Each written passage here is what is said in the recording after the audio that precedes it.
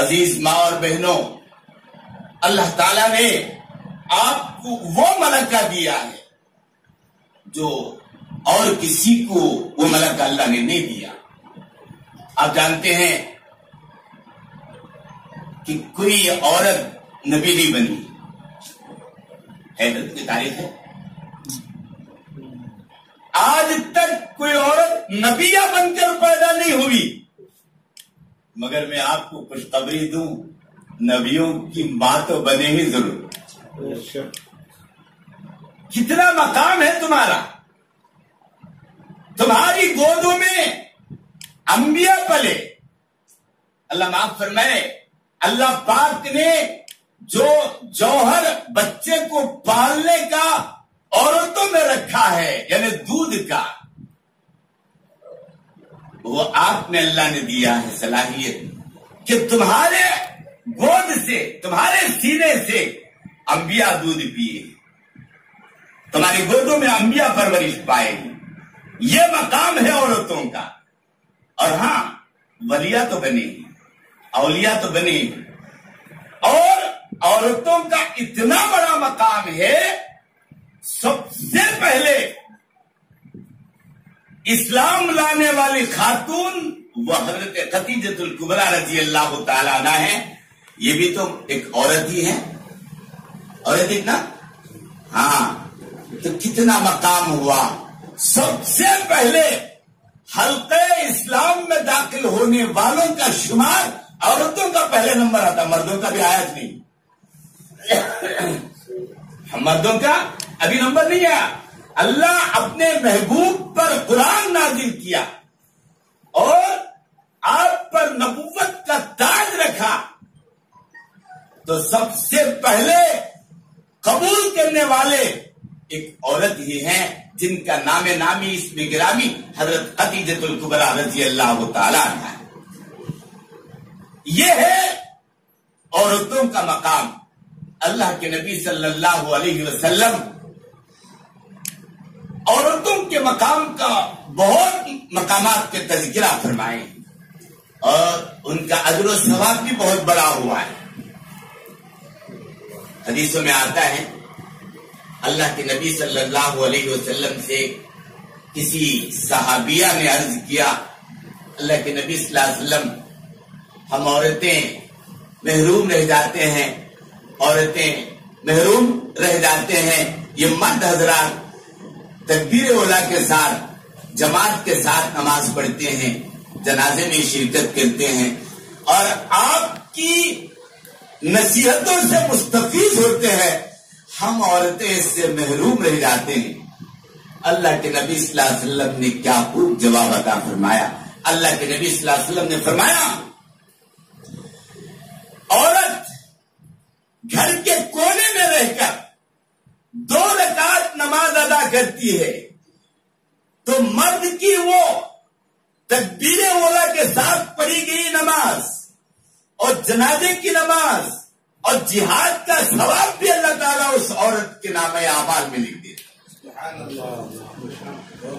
اور آپ کو معلوم بھی ہے ماں،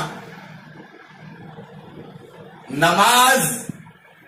ایک ایسی عبادت ہے جو آسمانوں پر فرض ہوئی معراج کے موقع پر، اور اس کا اتنا مقام ہے، اللہ اکبر، جو آدمی خلوص کے ساتھ، اخلاص کے ساتھ 5 وقت کی نمازوں کی پابندی کرتا ہے، اللہ پاک کے ذمے ہے کہ اس کو جنت میں داخل کرے۔ اتنی اہم ترین عبادت نماز ہے، اور اسی نماز کے تعلق سے اللہ کے نبی صلی اللہ علیہ وسلم نے فرمایا کہ عورت گھر میں رہ کر پڑھتی ہے تو اس کا یہ اجر و ثواب ہے، اور فرمایا یہ کبھی کسی موقع پر بھی معاف نہیں ہو سکتی۔ کسی موقع پر بھی نماز معاف نہیں ہو سکتی، جہاد کے موقع پر بھی، سفر میں بھی، حضر میں بھی، بیماری کی حالت میں بھی، اگر کھڑے ہو کر پڑھ نہیں سکتے ہیں تو بیٹھ کر پڑھنے کا حکم دیا، بیٹھ کر بھی نہیں پڑھ سکتے ہیں تو لیٹ کر پڑھنے کا حکم دیا گیا، اور کبھی کسی وقت میں یہ نماز کی معافی کا اعلان نہیں کیا۔ ماؤ بہنوں، کیا خوش قسمت نہیں آپ کا طبقہ عورتوں کا، اللہ نے جو ہے عورتوں کو نماز بھی معاف فرما دی۔ ایک وقت ہے، ان وقت میں، ان ایام میں، ان دنوں میں عورتوں کے لیے نماز معاف کر دی اللہ پاک۔ اب تمہارا مقام بڑا ہوا کہ مردوں کا؟ ہاں یہ بات تو ہے، الرجال قوامون علی النساء، یہ تو بات الگ ہے، مگر میں آپ سے اتنا عرض کر دوں کہ آپ میں اللہ نے وہ جواہرات کو رکھے ہیں اور اس ملکے کو رکھے ہیں کہ آپ کے ذریعے سے خاندان بنتا ہے، آپ کے ذریعے سے خاندان بگڑتا ہے۔ اور کسی نے کہا کہ ایک عورت ہزاروں کی تعداد سے لوگوں کو جنت میں لے جانے والی بنے گی، وہی عورت ہزاروں کی تعداد سے جہنم میں لے جانے والی بنے گی۔ اس کی تشریح یوں لکھا ہے کہ جس عورت کے اندر دینداری ہوگی اور ایمان ہوگا، اعمال صالحہ ہوں گے، قرآن و حدیث پر اس کا عمل ہوگا، تو اس کی گود میں پلنے والے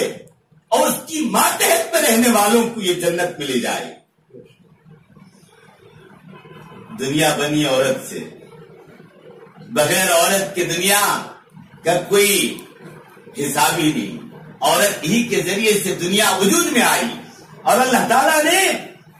نسل انسانی کو وجود میں لانے کا اللہ نے ذریعہ جو ہے عورت کو رکھا، اسی لیے اجر و ثواب بھی ان کا بڑھا دیا گیا۔ بہرحال عزیز ماں اور بہنوں، یہی تو وجہ ہے کہ عورت پڑھی تو خاندان پڑھا، مرد پڑھا اب اس کے تعلق سے بولنے کی ضرورت نہیں کہ مجبور رہ جاتا ہے، اس تک محدود رہ جاتا ہے۔ عورت جب پڑھتی ہے تو خاندان پڑھتا ہے، عورت پڑھی دیندار بنی اور اس کی گود میں پلنے والے بچے دیندار بنتے ہیں، اس کا شوہر دیندار بنتا ہے، اس کا بھائی دیندار بنتا ہے، اس کا باپ دیندار بنتا ہے، بہت سی باتیں سامنے آتی ہیں۔ اس لیے عورت کو جہاں دنیاوی تعلیم دی جاتی ہے وہاں دینی تعلیم کا دینا بھی ضروری ہے، اس لیے کہ عورت کی گود ہی پہلا مکتب، پہلا مدرسہ۔ ایک مستری ہے، مستری اس مکان کو بنانے کے لیے ایک اینٹ رکھتا ہے، اگر وہ ٹیڑھی رکھ دیا، اب اس پر جتنی بھی آسمانوں تک عمارت بنتی جائے گی وہ ٹیڑھی ہی بنتی جائے گی۔ اور جو مستری اینٹ کو صحیح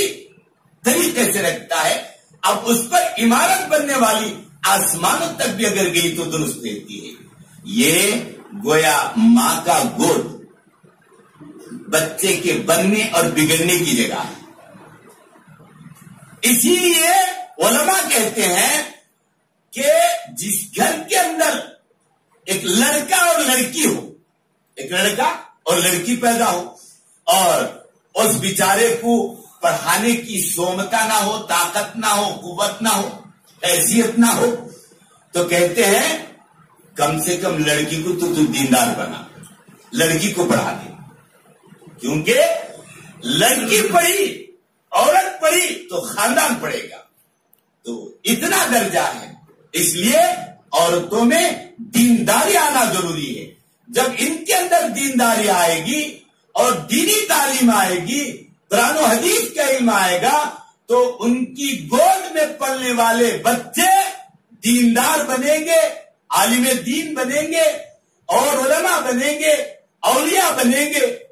اللہ کے مقرب بنیں گے۔ آپ کئی مرتبہ سن چکے ہوں گے، ماں بچے کو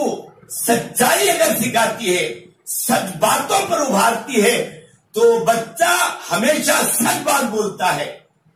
اگر ماں جھوٹ پر ابھارتی ہے اور ماں جو ہے جھوٹ پر اس کی ہمت افزائی کرتی ہے، تو آگے چل کر وہی بچے بگڑتے ہیں اور ماں باپ کے نافرمان بنتے ہیں۔ مثال کے طور پر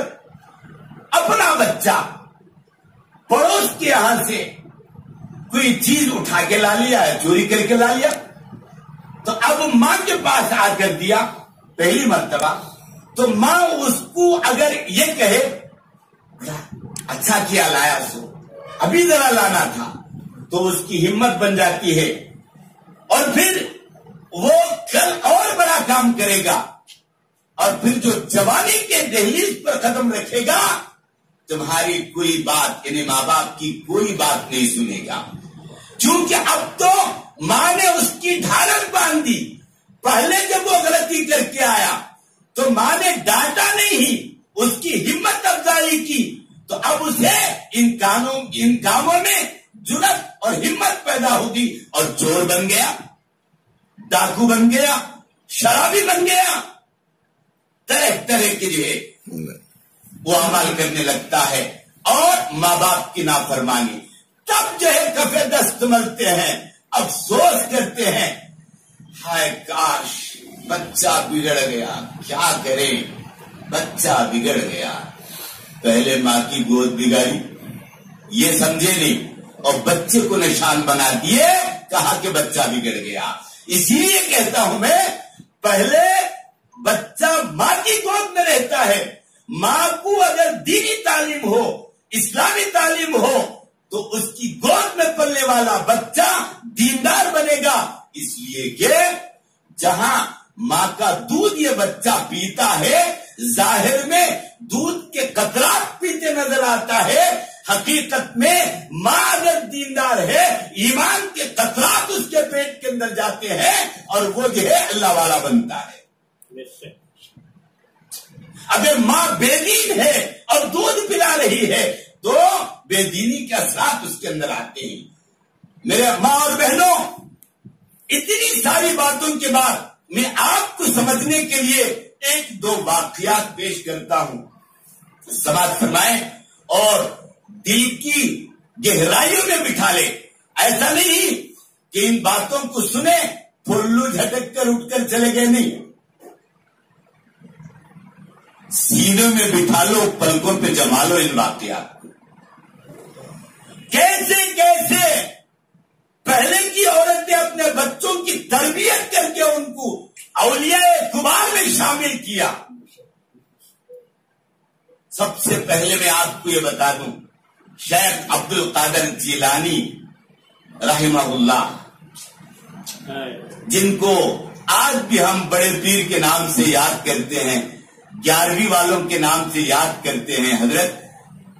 شیخ عبد القادر جیلانی رحمہ اللہ، تاریخ کی کتابوں میں لکھا ہے، بچپن ہی میں وہ یتیمی کی صورت دیکھتے ہیں، ان کے والد کا انتقال ہو جاتا ہے، اب ان کی ماں امت الخیر فاطمہ رحمہ اللہ علیہا اور ان کے نانا سید عبداللہ سومائی ان کی پرورش فرماتے۔ ایک ماں کیسے اپنے بچے کی پرورش کرتی ہے، سارا نچوڑ ایک بات سنو، ایک آدمی کے بننے اور بگڑنے میں عورت کا پورا ہاتھ رہتا ہے، پوری طریقے سے۔ ایک آدمی اگر اونچے درجے پر پہنچتا ہے تو اس کے پیچھے عورت ہی کا کردار رہتا ہے، یا تو ماں کے ذریعے سے، یا بیوی کے ذریعے سے، یا بہن کے ذریعے سے۔ بہرحال عورت کا کردار جو ہے مرد کے پیچھے ہمیشہ رہتا ہے۔ چنانچہ حضرت شیخ عبد القادر جیلانی رحمہ اللہ علیہ، ان کے بننے میں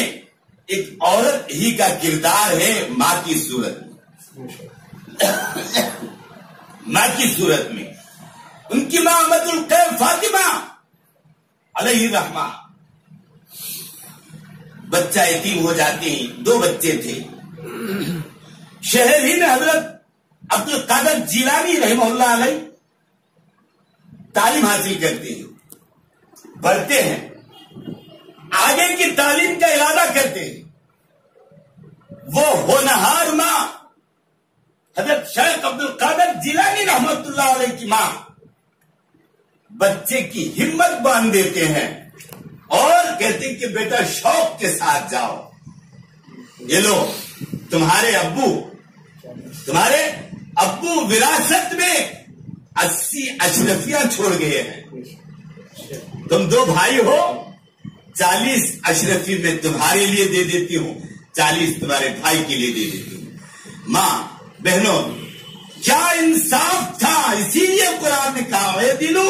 وہ اقرب للتقوی، بچوں کے ساتھ بھی کیسا انصاف تھا۔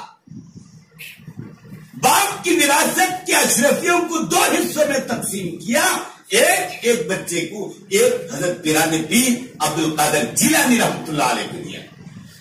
اور حضرت شیخ عبد القادر جیلانی رحمت اللہ علیہ بغداد سے قافلہ جا رہا تھا تو اس قافلے کے ساتھ جانے کو تیار ہو گئے اور ماں کے پاس جا کر کہا کہ امی جان میں آگے کی تعلیم حاصل کرنا چاہتا ہوں اور بغداد جانا چاہتا ہوں، تو ماں نے وہ جو ان کو وراثت میں 40 اشرفیوں کو دیا تھا اس کو لیتے ہیں اور حضرت شیخ عبد القادر جیلانی رحمہ اللہ علیہ کے بغل میں سی دیتے ہیں اور کہتے ہیں کہ بیٹا میں تمہیں نصیحت کرتی ہوں، وصیت کرتی ہوں، ان باتوں کا خیال رکھنا۔ کہا کہ امی جان ضرور کہی۔ ان کی امی نے کہا کہ بیٹا سب سے پہلی بات یہ کہ جان بھی جائے جھوٹ نہیں بولنا، جان بھی جائے جھوٹ نہیں بولنا، ہمیشہ اپنی زبان پر سچائی رکھنا۔